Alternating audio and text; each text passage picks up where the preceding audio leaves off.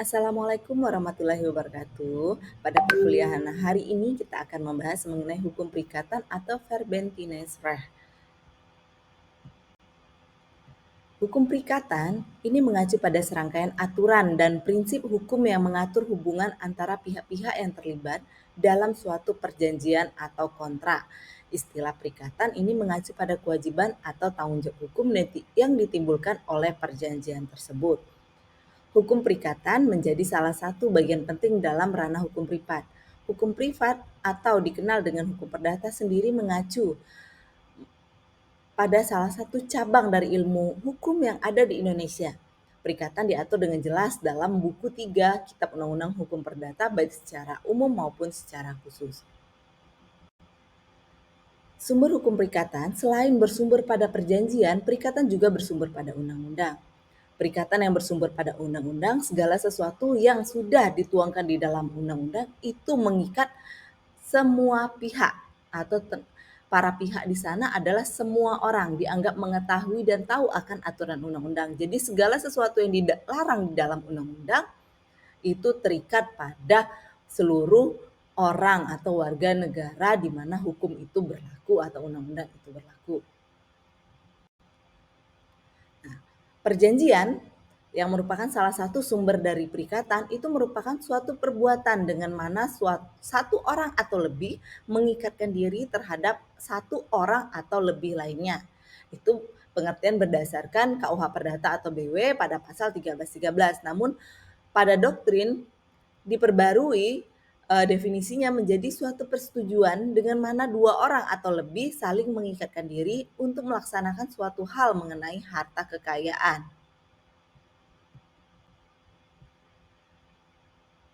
Objek dari perikatan itu adalah prestasi. Prestasi ini adalah suatu hal yang dapat dituntut.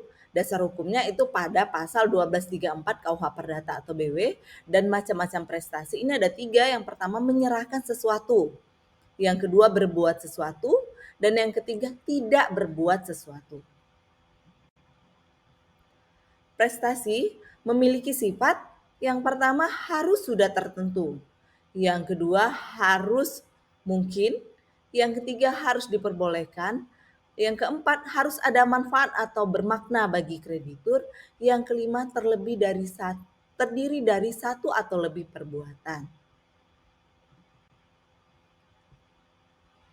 Prestasi apabila dilaksanakan itu menjadi kewajiban, namun apabila tidak terlaksana prestasi akan muncullah istilah wan prestasi. Nah, wan prestasi ini sendiri pengertiannya tidak terlaksananya prestasi karena kesalahan debitur, baik karena kesengajaan atau kelalaian. Bentuk-bentuk wan prestasi ini ada 4. Yang pertama, tidak melakukan apa yang disanggupi atau tidak melakukan apa yang dijanjikan. Yang kedua, melakukan apa yang dijanjikan tetapi tidak sebagaimana yang dijanjikan. Yang ketiga, melakukan apa yang dijanjikan tetapi terlambat, tidak tepat waktu. Yang keempat, melakukan sesuatu yang menurut perjanjian tidak boleh dilakukan. Akibat hukum dari wan prestasi ini ada 5. Yang pertama, adanya gugatan ganti rugi. Yang kedua, pelaksanaan paksa. Yang ketiga, pembatalan kontrak. Yang keempat, pemulihan kerugian. Yang kelima, perubahan atau renegosiasi kontrak. Selain wan prestasi, ada juga keadaan memaksa atau sering disebut dengan istilah overmah atau keadaan kahar atau force majeure, di mana keadaan yang tidak dipenuhinya prestasi oleh debitur karena terjadi sesuatu yang tidak dapat diketahui atau tidak dapat diduga akan terjadi ketika membuat perikatan. Overmah sendiri terbagi menjadi 2, yaitu overmah yang bersifat mutlak, yang merupakan suatu overmah yang tidak mungkin perikatan tersebut terlaksana. Yang kedua, overmah yang bersifat relatif atau nisbi, yaitu suatu overmah yang memungkinkan perikatan tersebut dilakukan namun butuh pengorbanan debitur yang sangat besar sehingga tidak sepantasnya kreditur menuntut untuk prestasi tersebut. Resiko. Resiko di sini adalah kerugian yang harus ditanggung apabila terjadi overmah. Beban resiko terbagi menjadi dua, yaitu yang pertama beban perjanjian sepihak, resiko ditanggung oleh kreditur. Yang kedua, pada perjanjian timbal balik, resiko ditanggung oleh pemilik barang. Unsur perbuatan melawan hukum. Nah, selain wan prestasi, overma, ada juga istilah perbuatan melawan hukum di dalam perikatan.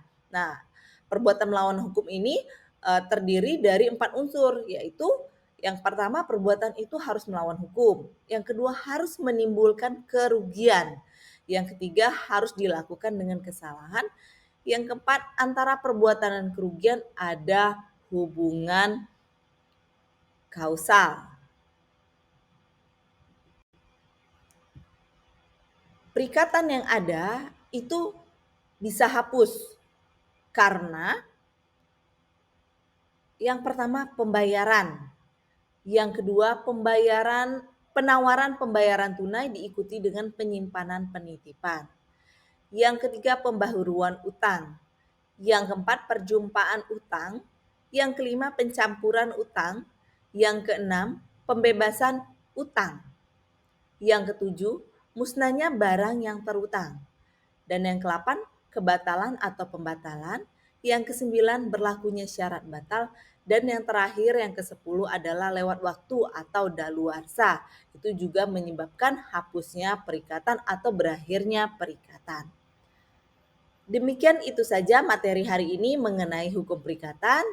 Saya ucapkan terima kasih. Wassalamualaikum warahmatullahi wabarakatuh.